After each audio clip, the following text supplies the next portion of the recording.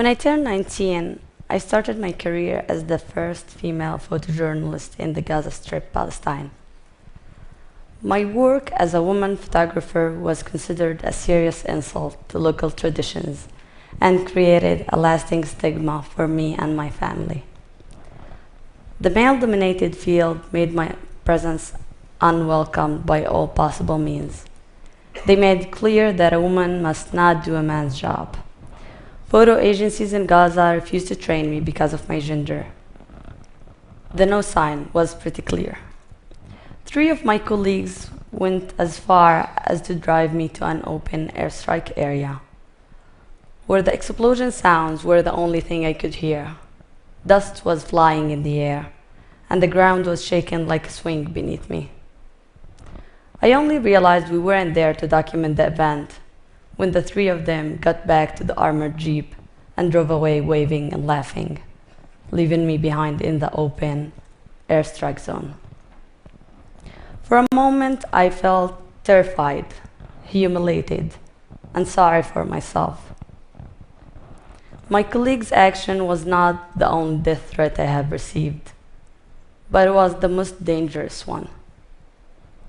The perception of women's life in Gaza is passive.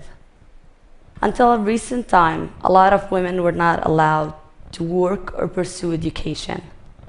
At times of such doubled war, including both social restrictions on women and the Israeli-Palestinian conflict, women's dark and bright stories were fading away.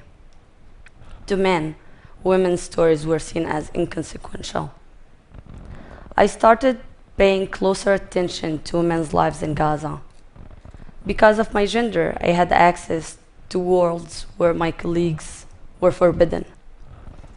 Beyond the obvious pain and struggle, there was a healthy dose of laughter and accomplishments. In front of a police compound in Gaza City, during the first war in Gaza, an Israeli air raid managed to destroy the compound and break my nose.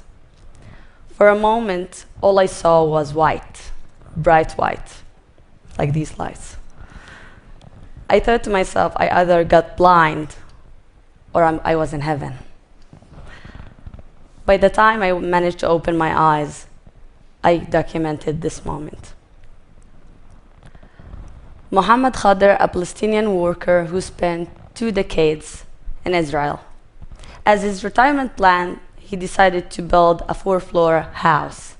Only by the first field operation at his neighborhood, the house was flattened to the ground. Nothing was left but the pigeons he raised and a jacuzzi, a bathtub that he got from Tel Aviv.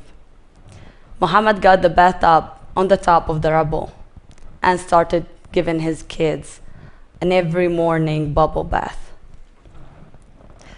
My work is not meant to hide the scars of war, but to show the full frame of unseen stories of Gazans. As a Palestinian female photographer, the journey of struggle, survivor, and everyday life has inspired me to overcome the community taboo and see a different side of war and its aftermath. I became a witness with a choice to run away or stand still. Thank you.